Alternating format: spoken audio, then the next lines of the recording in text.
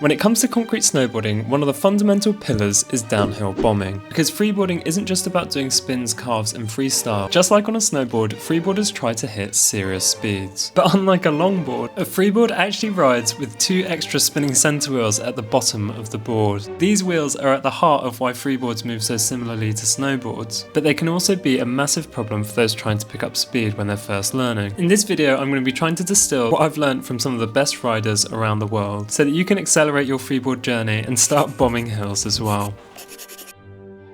What up? Welcome back to the Easy Riders channel, where we cover everything about these incredible boards known as freeboards, which emulate snowboarding on concrete. And today we are beginning our first episode in the advanced freeboard tutorial series, where we're going to try and demystify all of the best freeboard tricks so that you can improve your riding for the upcoming Freeboard Rider Awards and hopefully take home the trophy yourself. Now, you cannot mention freeboard downhill without mentioning the Crazy Hills of Europe crew. The European crew who not only pushed downhill freeboarding to the max, but also inspired a whole generation of freeboard riders. At its peak, the team included so many iconic freeboard riders. If you watch freeboard videos online, it won't take long to see a video of one of them wearing one of the classic Crazy Hills of Europe jerseys. These videos come from a time in which, unlike now, freeboard crews were very common. Another crew who set the bar for downhill freeboard riding are the Greek crew, who set a very high bar for a technique known as feathering. More on that in a second. I should also mention the riders over in Tenerife, Jonet and Moreno. And it's thanks to these riders that we know the best way of picking up and holding speed on a freeboard. At the most basic level, to pick up speed, you would center wheel, and then to hold speed, you would do a trick known as feathering, which is where you hold your edge incredibly lightly that the board actually moves effectively straight forward. Now, when you're center wheeling, it's not surprising that you can move the board straight forward, but as you can see here in the clip of Marcus from Greece, he's actually on his heel and toe side edges, and yet the board still is roughly going in a straight line, which to anyone who's learning to freeboard is probably quite surprising, because you'll find that as long as you're on 4 of the wheels at any given time, the board will tend to go left or right. This happens when you put too much weight on your heel or toe side edge. For example, here, when I'm on my heel side edge, the board is going to have a tendency to move to the left. What's happening here is that I had too much weight on my front foot heel side, and naturally this causes the board to move to the left. Of course, this is fine in this case because the road is quite wide, but if the road is very narrow, you really want the board to go as straight as possible. What distinguishes someone who knows the art of feathering to someone who's just learning it is how long they can hold each edge. I mean, just observe how long he's holding his edges here. The road's going in a complete straight line, and Marcus is able to hold each edge for an incredibly long time. And if you watch any of the good freeboard riders, you'll notice that this is exactly how they hold such high speeds. But how do you actually get to this stage of riding a freeboard? Well, first, it's good to remember that freeboarding is a journey, and everyone's at a different point in that journey. For example, a year ago, my main focus was just to get to the bottom of the hill, regardless of how many times I had to cut speed. But my current goal is to try and feel comfortable with higher and higher speeds. Now, if you're still early on in your journey with freeboarding, I would highly recommend learning to get to the bottom of hills no matter how fast you do it. Learning this technical skill of carving away your speed at any given time is really important for more advanced freeboard riding. And sure, you could learn to bomb hills much earlier if you just focused on that, but my current advice is, if you want to be a well-rounded freeboard rider, then it's very important to learn to go down hills, even if it's just very slowly. I'd then learn how to do the same thing in switch, and then move to the next level of regular riding, bring the switch level up as well, and then keep this ladder-like procedure where you're improving your switch and regular riding at the same time. This will seriously pay off once you start trying to do things like overslides and spins at high speed, and all of the things which in my opinion make freeboarding what it is. But okay, I hear you. You're saying, easy, I know how to go down the hills, I can carve it, I can do it in switch and all that. How do I start picking up higher speeds? Well, there's no better way to show you this than to show you with the Freeboard 5X, which is the best downhill board in my opinion. It's the one that replicates snowboarding the most. And so I'm going to show you how to try and pick up speed on the freeboard and the things that I've learned in learning how to do it both in regular and in switch. So let's go.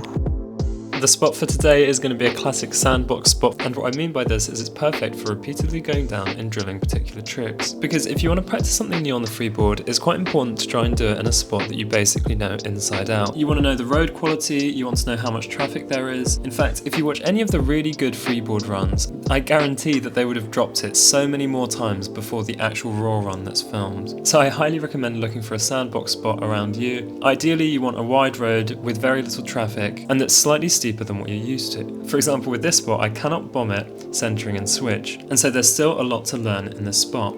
Drilling particular tricks in a sandbox spot like this is the only way that you'll feel comfortable doing them during a freeboard event in a spot that you're not very familiar with. Once you've found a spot that you're comfortable with like this, to practice downhill, I'd recommend first trying to pick up speed by centering. The trick here is to try and balance on the center wheel, and what will happen is the ground will send impulses to your board, and the trick is to try and counter those impulses with a very light touch on each edge. And I really do mean a very light touch, because if you put too much weight onto the board, you might actually find that it will catch, just like in this clip here where I do a spin and you'll see my toe side edge catches because I have too much weight on my front foot toe side. This is actually why the Freeboard 5X with the blue springs is slightly less forgiving than a G3R, because you'll find that you really do have to be incredibly light with your touches on each edge. Now the exact same principle holds when you're feathering. You want to have an incredibly light but roughly equal weight on your 2 feet as you ride each edge. And if you put slightly more weight on your back foot, what you'll find is that the board will drift to one side. This will be very helpful to you if you start picking up a lot of speed, because you'll notice that the board starts to kind of fly, and the way that you control this is by putting a tiny bit more weight on your back foot in the direction that you want the board to go. For example, here I want to turn slightly to the left, so I put a tiny bit more weight on my back foot heel side. Then once the board has changed direction towards the left, I want to go a bit more straight, so I put equal weight on both feet on my toe side. And then once the board's moved roughly in a straight line, I then repeat the process. To drive the point home, the red arrow really does represent a very slight increase in weight. If you put too much weight, the board will just drift out abruptly, and you'll find that you just cut a lot of your speed. Understanding where your weight has to be at any point of bombing on a freeboard will drastically reduce the risk of falling, which after all is probably one of the scariest parts of freeboarding. If you practice noticing the slight change in weight distribution as you move the board to one side, I guarantee you'll feel a lot more comfortable going down more serious roads, even if there are cars, because you'll know that you can turn the board in any direction at any given point.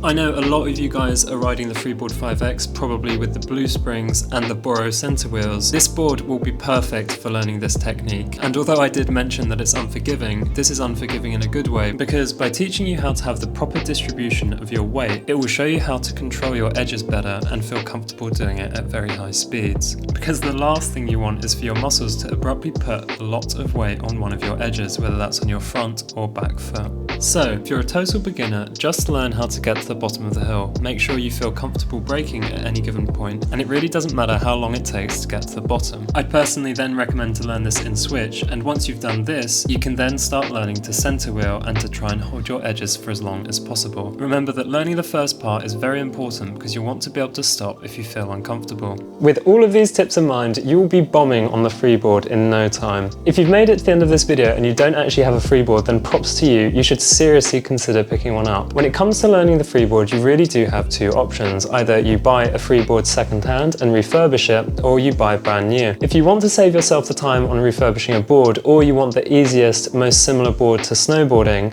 then I would highly recommend checking out the Freeboard 5 and Freeboard 5X. Freeboard have been very kind in being the first supporters of the Easy Ride channel and giving us an affiliate link so that if you buy through this link, a contribution will go towards the channel. I know some of you have already bought boards through this link, so thank you very much. Your support goes an incredibly long way. I'd also like to thank my 2 channel members. Your support means that I can keep making more of this content. If you are new to the freeboard scene, then I'll leave some more videos in the description so that you can really understand how this board does teach you to snowboard without ever touching any snow.